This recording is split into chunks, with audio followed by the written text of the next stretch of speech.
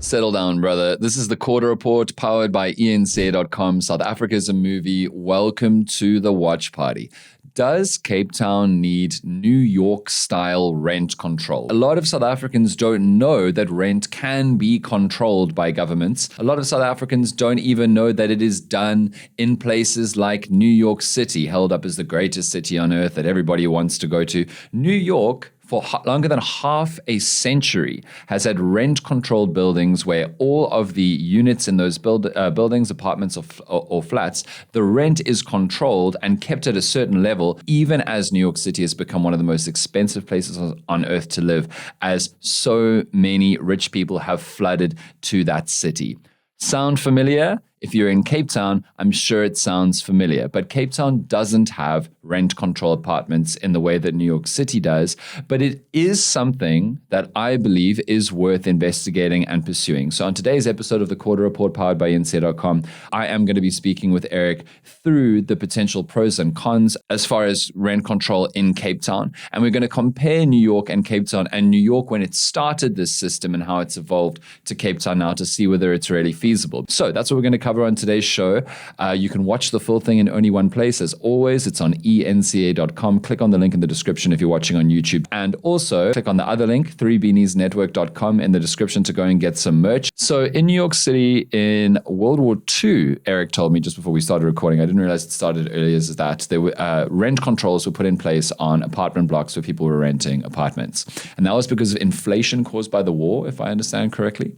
And then since then, a lot of those rent controls have stayed, mainly for buildings that were built like from the 1940s to like the mid-1970s.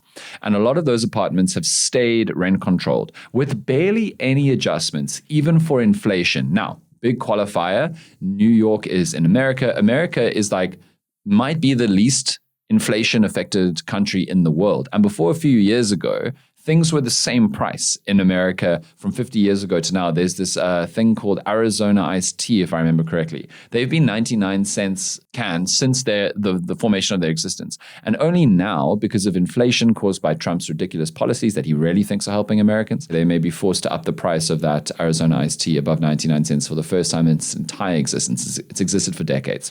So when I talk about maybe getting rent control in Cape Town, I'm not talking about fixing rent at a certain upper limit and then saying that rand value amount will never change. It has to adjust with inflation. We're a country that has inflation. So it needs to be purchasing power, the same amount of money, no matter what the number is, every year based on changes in our economy and what everything costs.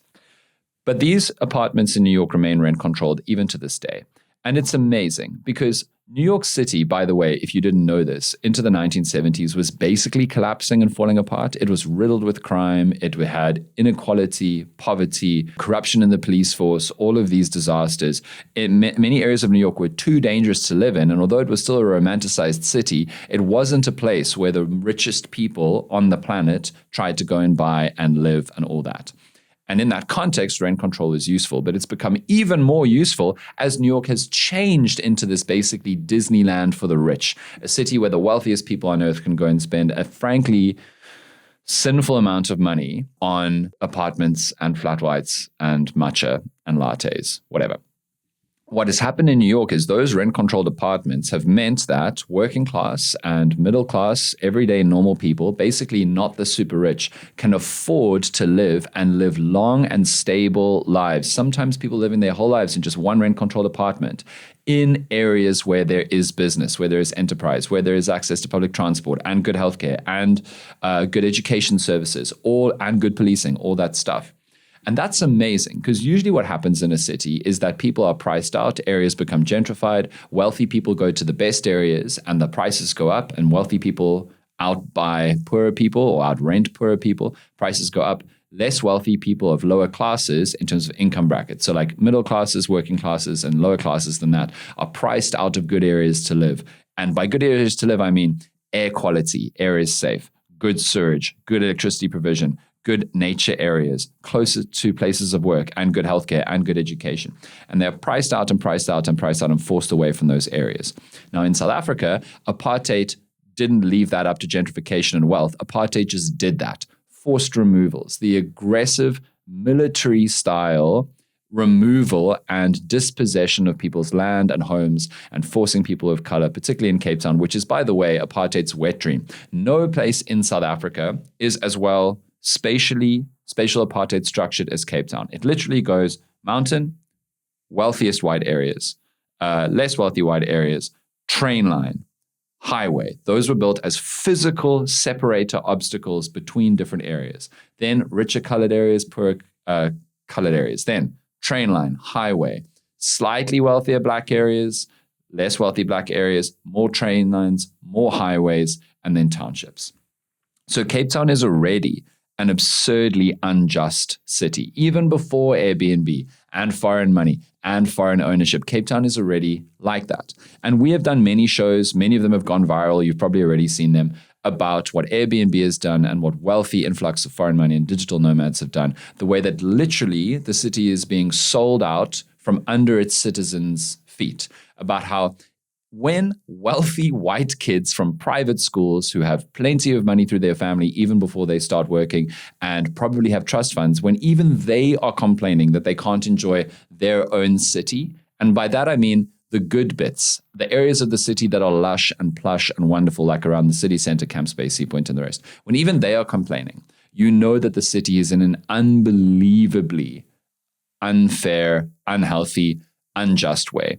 Because frankly, my heart doesn't bleed for wealthy people who can't live quite as lush lives as they could maybe 10 years ago. My heart bleeds for, broadly, people of color who cannot afford to live near places of work and ironically then have to live in worse areas, which has worse implications for health and education, and also ironically means you got to spend a lot of your money on transport and a lot of your time every day on transport, which means that your dislocation is literally making you less wealthy and wasting a lot of the time in your life, exhausting you and putting you in real danger. My heart bleeds for areas that get gentrified and people who are forced out of, sometimes in the cases of places like Bukap, ancestral homes where people's families have lived for generations and communities have survived in the face of apartheid and our rampant capitalism for generations. So when I think about rent-controlled buildings in Cape Town, I think, well, my first level thought is obviously, in the sense of pure justice, it's like we need to have affordable housing in the city, near places of work, near good areas of healthcare and education, near the lushest and best and most wonderful areas of our city for people who are not stonkingly rich, even South Africans who are not stonkingly rich, right? That is on a pure justice and undoing the excesses and the evil of apartheid. That should be happening. Secondly, you have to have a city that is livable for people who actually need more of a leg up in terms of work opportunities, need more of a leg up in terms of not having to spend a lot of their money on transport and travel great distances. You need to have a city that is for all to the extent that everyday Cape Townians have a meaningful opportunity to live in the best parts of the city. So for me, that's why rent-controlled apartments are a really, really nice idea that I think that we should be investigating in Cape Town. Now, we need to talk about how Cape Town in 2025 is fundamentally different to New York in the 1940s, 50s, 60s, and 70s to figure out whether or not rent-controlled apartments would actually work in this city. And newsflash, it would probably require a tremendous amount of government regulation and intervention, which I'm fine with.